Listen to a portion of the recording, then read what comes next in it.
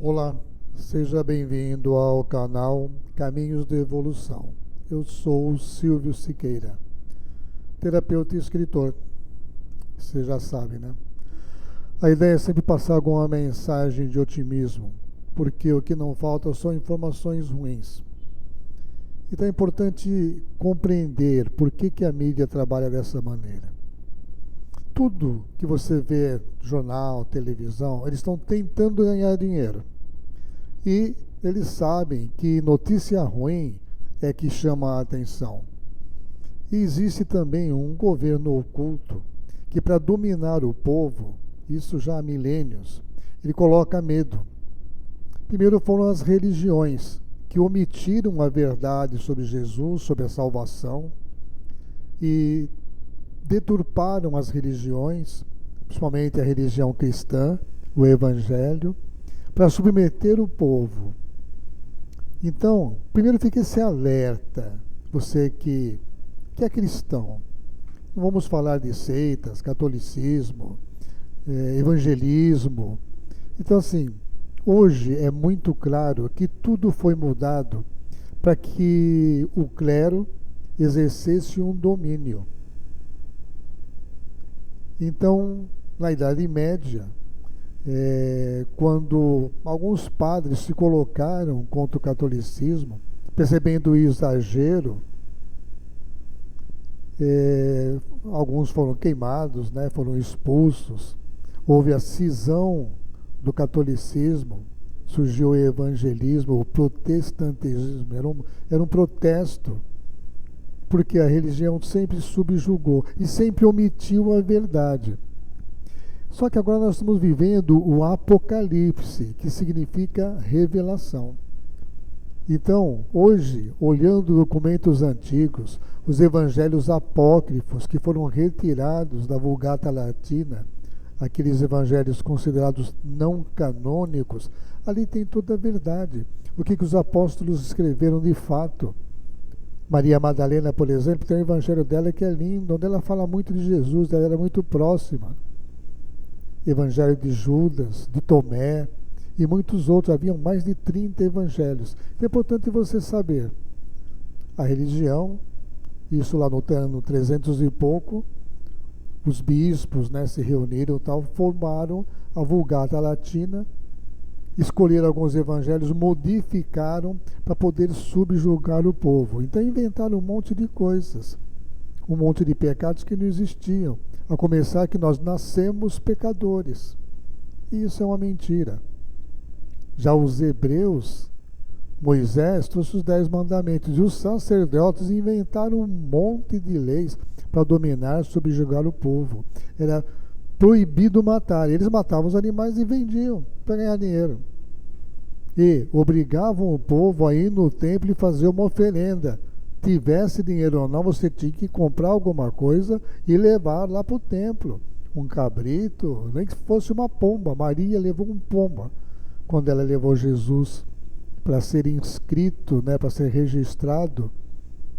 Só que era José de Arimateia que estava lá como sacerdote e soltou a pomba.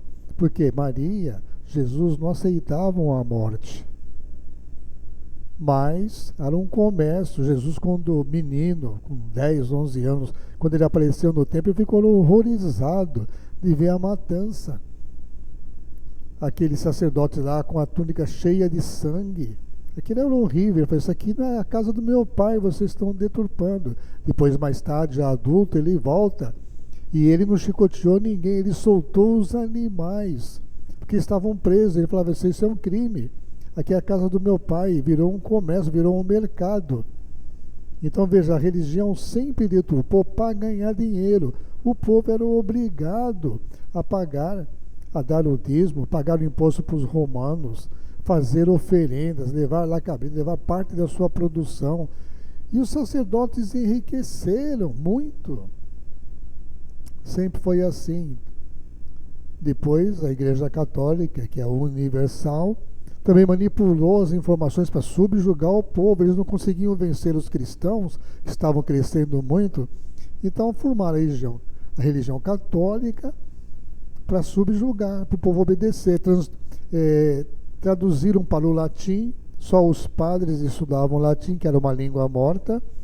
Então, se você quisesse saber sobre Jesus, você tinha que ir na igreja, tinha que pagar o dízimo. Então, as religiões criaram uma série de leis, na verdade, os sacerdotes, para oprimir o povo. Então, tudo que você fizer está errado. Para começar, o sexo é errado. Você já nasceu pecador. Então, imagina, Deus faz você inocente, você já é pecador. Então, eles falam, é o pecado original. Imagina, a criança nasceu ali, bebezinho, pecado original. Que culpa tem essa criança? O que ela fez de errado? Na verdade, quando eles falam o pecado original, são os espíritos que vieram de Capela, que haviam errado em outros planetas e foram trazidos aqui para a Terra.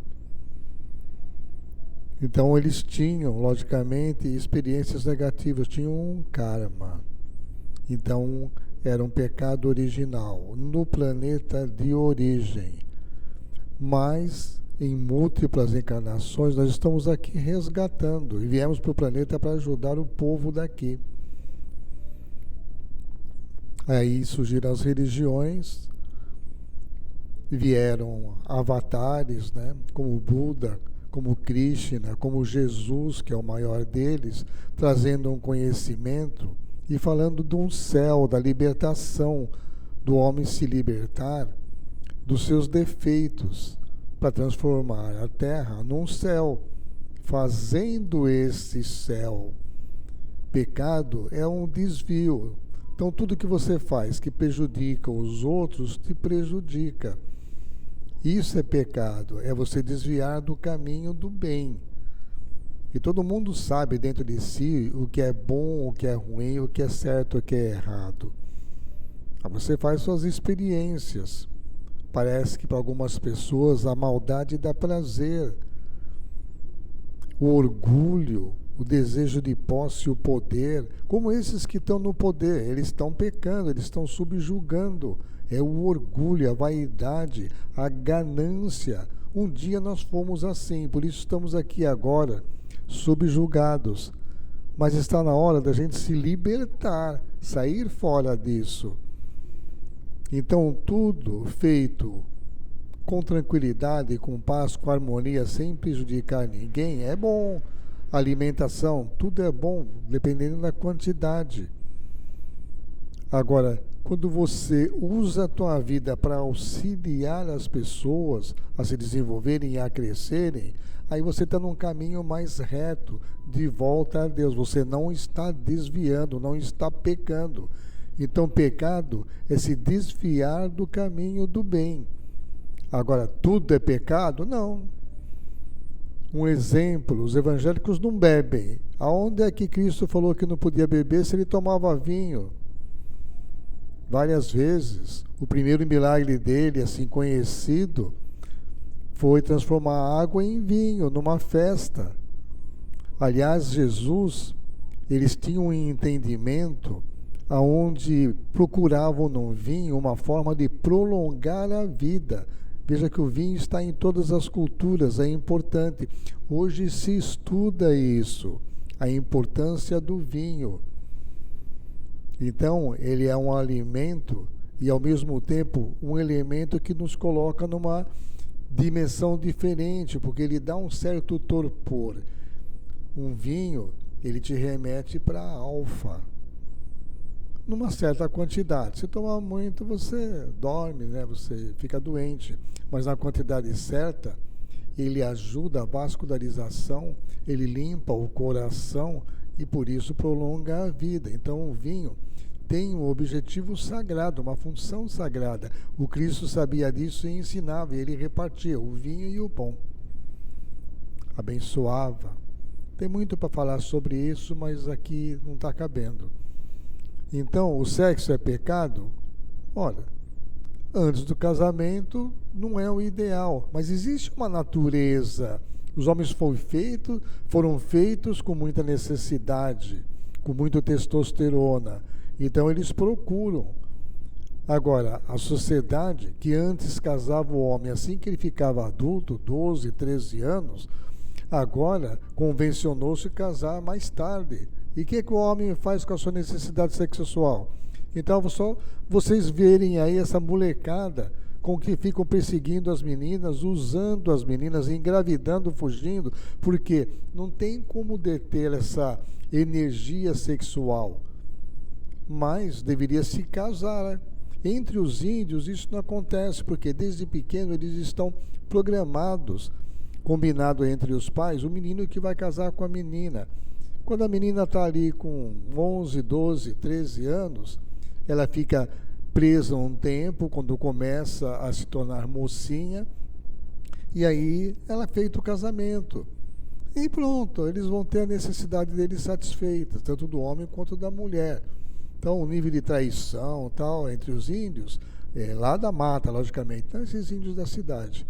Então, é mínimo. Eles convivem, eles têm a necessidade atendida e tocam a vida.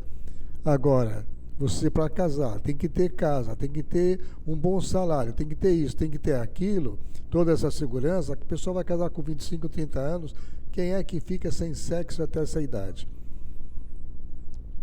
Então, acaba se forçando a barra, lógico. Então, o erro é esse sistema imposto pelas religiões e pela mente coletiva. O casamento deveria ser uma coisa mais natural e mais rápida. Aliás, o próprio sexo em si deveria ser feito de uma forma com menor importância, até como uma satisfação dos instintos, dos desejos, mas assim, na medida do respeito, de uma satisfação, mas procurando um compromisso com aquela pessoa que pode se tornar sua esposa, seu marido. Então transformaram o sexo num crime, e não é. Agora, existe a responsabilidade da gravidez. Então, há de se tomar cuidado. Mas, uma vez o homem procurando a mulher e ela aceitando, entende? Ter a intimidade antes do casamento é uma coisa que pode ser normal. Convencionou-se que é errado. Só que é uma coisa natural, não tem como segurar. Agora, o que deve haver é o respeito. Usar as meninas aí como descartável, isso é um erro. Porque as meninas vão se degenerando, vão envelhecendo antes da época, engravidam, são abandonadas. Isso é errado. Então, é a irresponsabilidade. Mas havendo um amor, um carinho, não aquela coisa animal, havendo um interesse de ambos, uma compreensão, uma união de almas antes de tudo, tudo bem. O casamento é uma convenção, mas na prática o que tem que existir é um sentimento de carinho, de respeito, pode ter o desejo, que é natural, foi dado por Deus, mas temos que seguir aí os profetas do passado, como Zoroastro, que ele dizia: viva de acordo que ninguém peque ou sofra por sua causa. É semelhante a amar o próximo, mas antes de amar, quer dizer, não prejudique e faça pelo outro que é bom para ele. Então existe um acordo entre os dois, o rapaz e a moça, tudo bem, mas assim com respeito. Nada que vai ser feito pode prejudicar o outro, senão é um pecado, é um desvio. Agora, o sexo ser pecado? Não. Foi colocado com Deus para a multiplicação da raça, para novos corpos, novos espíritos encarnarem. Então, o que está errado aí? Não está nada errado. As convenções é que proibiram, aí o homem fica no desespero, e quando o homem não tem o sexo, ele fica com energia acumulada, ele acaba estuprando. Então está errado. Por quê? Inventaram um monte de convenções onde o homem é obrigado a tentar dominar a sua natureza e ele não consegue. Então essas convenções estão erradas. O que deveria haver é uma orientação para que seja satisfeito dentro de princípios de honestidade, de união, pensando em uma vida em comum, em uma família, e não apenas como diversão, como está sendo feito hoje. Conheço rapazes aí que todo fim de semana estão com uma mulher diferente. Vai existir amor aí? Não. E quando não existe amor, existe paz, existe felicidade? Não existe. Então não é esse o caminho, isso é promiscuidade.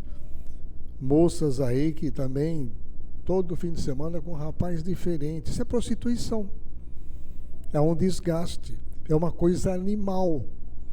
E o homem tem que deixar de ser animal para ser um anjo.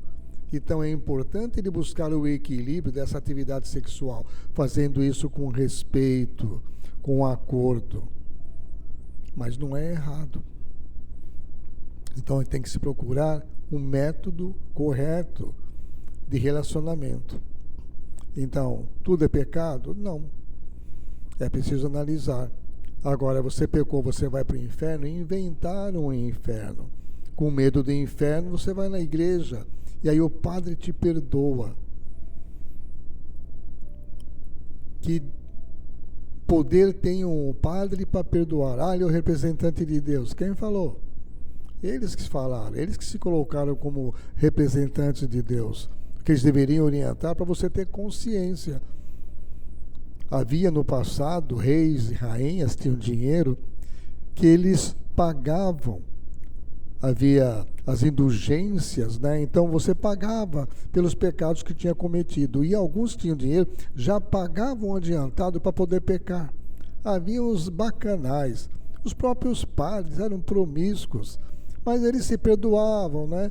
E os ricos podiam pecar à vontade, desde que pagasse para a igreja. Você pagava para tirar um tio seu que tinha morrido, que eles falavam, seu tio está no limbo, vai para o inferno. Então você pagava e eles davam uma carta, o bispo assinava uma carta dando direito ao céu para o teu parente que havia morrido. Olha que sacanagem, quanta enganação. E sempre ameaçaram que o mundo vai acabar, você vai morrer e vai para o inferno. Não tem uma semana aí que não aparece alguém dizendo, dia tal o mundo vai acabar, vai ter uma explosão do sol, vai acontecer isso, aquilo, para colocar medo. Porque o povo com medo é fácil de dominar. Então o governo oculto ele domina. Mas o mundo não vai acabar. O mundo existe há bilhões de anos e vai continuar existindo. Então nós temos que viver da melhor forma, tomar os cuidados. Então, virão tribulações, virão, como já houve no passado e haverá no futuro. Mas como é que se vence as tribulações? Você tendo a prática no bem, se unindo com seus amigos, um protegendo o outro, como Francisco ensinava. Aliás, tem um livro que vale a pena ser lido, é Contos de Francisco, onde ele mostra toda a performance dele, deixando a riqueza e ajudando os mendigos, os pobres da rua, a construírem casa, construírem abrigos, trabalharem nas fazendas, conseguirem o alimento, repartirem entre eles. Nós vamos precisar disso agora. Muita coisa deve acontecer aí, talvez até escassez de alimento. Então, guarde alimento, mas em família, para um servir o outro. E quem vai te proteger de chuvas, tempestades, tudo? É só Deus. Então procura ter uma atitude de oração permanente, vigiar, orar, né? Para que você seja inspirado de estar no lugar certo, na hora certa, junto com pessoas e fazendo o bem, ajudando, construindo um mundo melhor. Porque esse é o nosso dever. O mundo vai continuar. Vai haver destruição? Pode haver. E vamos reconstruir. Francisco reconstruiu um monte de igrejinhas abandonadas, velhas, muito antigas. Então, quando você reconstrói, você faz melhor. A gente vê aí inundações, a pessoa na beira do rio, tem gente que fala, todo ano a gente perde, sai da beira do rio, vai para mais longe um pouco, um lugar mais alto. Você sabe que chove, que vai encher a tua casa de água, você fica aí fazendo o quê? Deus é culpado? Não, a natureza chove, a chuva sobe. Agora, mais ainda, então é preciso o quê? Cuidados.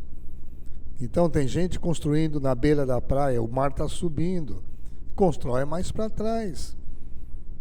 Quantas cidades submersas existem? Então, o mar já subiu, desceu, subiu, já houve tsunamis. Então, a natureza, o planeta, ele é vivo, ele se mexe. Então, procure analisar lugares de risco. De vez em quando cai um barranco aí em cima das casas. Se você for olhar lá, como é que as pessoas moram ali, aquela terra vermelha que não tem liga nenhuma, vão fazendo os barraquinhos aí e de repente desmancha tudo, cai tudo.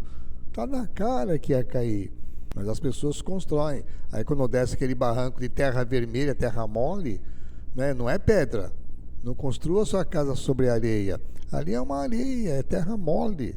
Não tem como segurar. Encharca, aquilo cai. Óbvio. Então, está na hora das pessoas aprenderem a construir sobre a pedra. Cristo já falava nisso há 2000 anos atrás. Então vai acabar? Não, não vai acabar. Pode melhorar? Pode. Pode virar no céu? Pode, porque nós estamos tendo a oportunidade de fazer. A chuva derruba, o terremoto e tal. A gente tem que refazer. Sempre houve chuva, sempre houve temporais, terremotos. Mas aí você faz melhor no lugar mais apropriado. E o que te garante a felicidade, a paz, é você construí-la com princípios, com harmonia, com bondade, com união com as pessoas, ou seja, amando quem está ao teu redor, fazendo com que eles sejam felizes, crescer em família. Essa é a solução. Então o mundo não só não vai acabar, como vai melhorar. Vamos entrar numa outra fase agora. Mas é preciso trabalhar já para melhorar esse mundo. Ele vai ser melhor porque nós vamos fazer o melhor. E só vai ficar no planeta quem tiver essa vibração positiva de construção, de amor, de carinho, de honestidade, de princípio, de amor. Então, entenda. Virão problemas? Sempre houveram problemas. Vamos resolvê-los, porque todo problema faz com que a gente cresça. Aprendendo a resolver, a gente se torna mais sábio. Ajudando os outros, a gente se torna melhor. Você sendo bom, você praticando o bem, você está na direção de Deus. E a vida é eterna. Mesmo que acabasse o planeta, que não vai acabar, a vida continua, ela é eterna. Não podemos nos esquecer disso.